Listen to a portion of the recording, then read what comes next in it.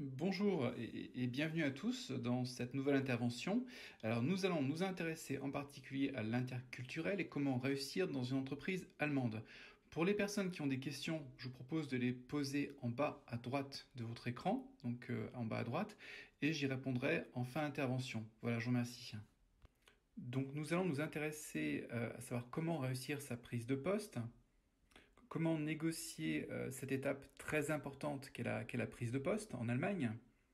Alors, comment peut se réaliser la prise de poste dans les 30 premiers jours dans une entreprise allemande? Alors, nous allons nous intéresser au supérieur hiérarchique, au N plus 1, qui va jouer un rôle très important dans votre intégration dans l'entreprise. Donc, ce qui est très important, c'est de se mettre, de se projeter, de se mettre dans la peau de votre responsable supérieur hiérarchique et de savoir ce qu'il attend de vous dans les 30 premiers jours.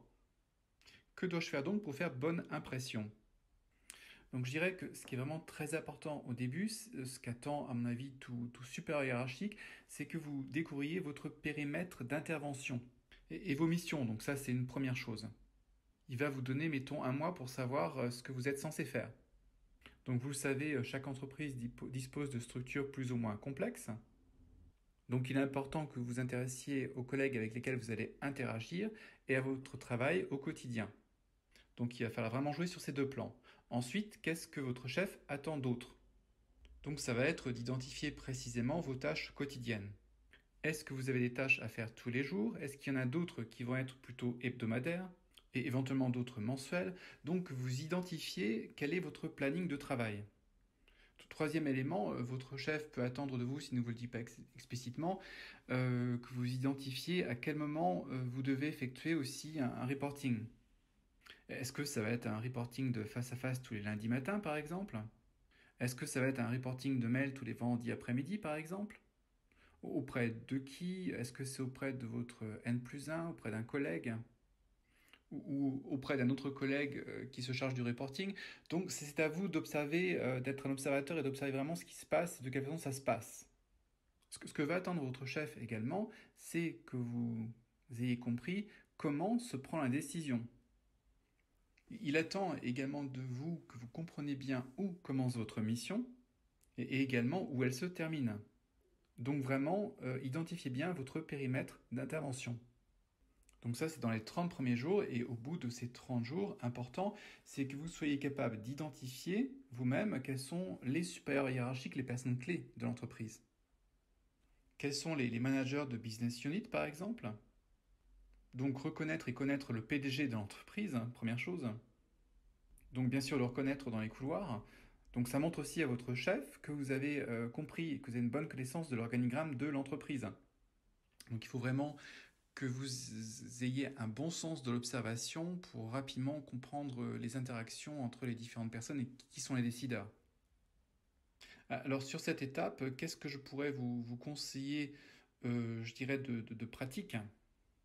Donc ce qui peut vous aider, c'est tout simplement d'utiliser un organigramme de l'entreprise qui est évidemment disponible en général sur un intranet.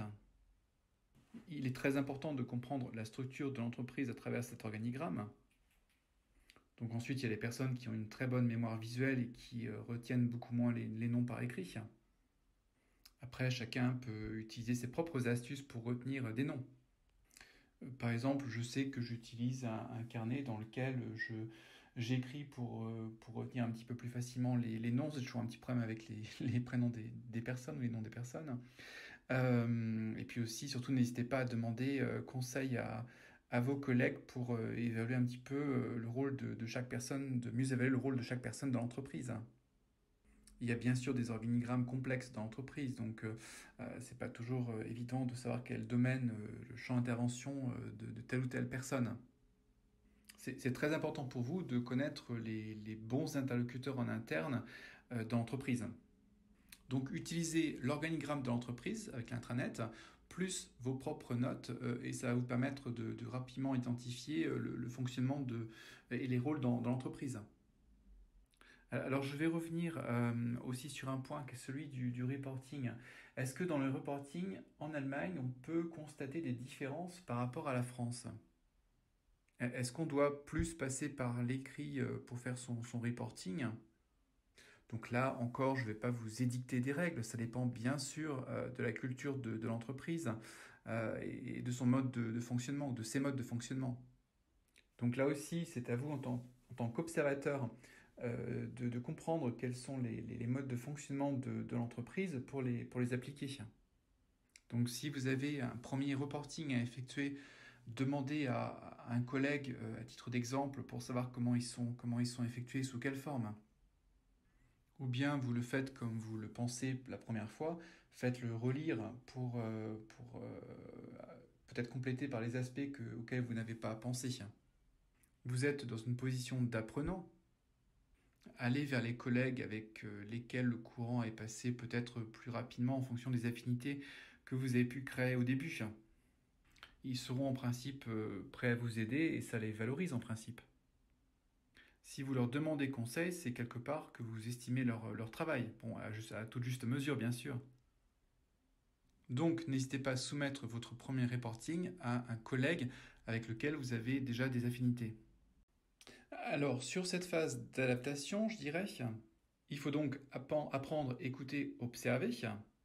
Alors, pourquoi c'est si important? Il faut le rappeler pour la prise de poste.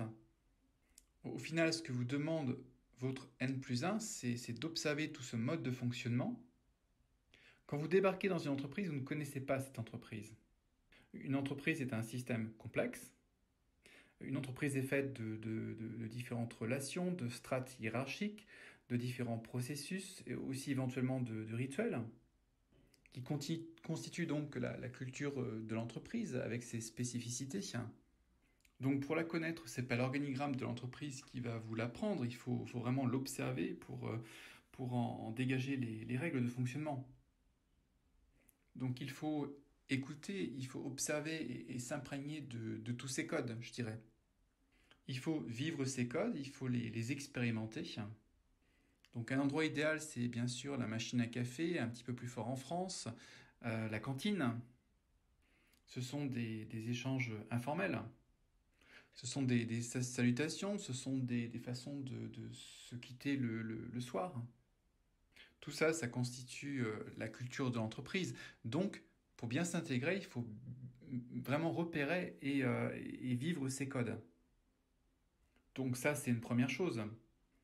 Donc après, pour bien s'intégrer, ce sont vraiment les clés de votre réussite, je dirais. Donc si vous ne vous adaptez pas à cette façon de fonctionner, votre prise de poste elle ne réussira pas, je dirais.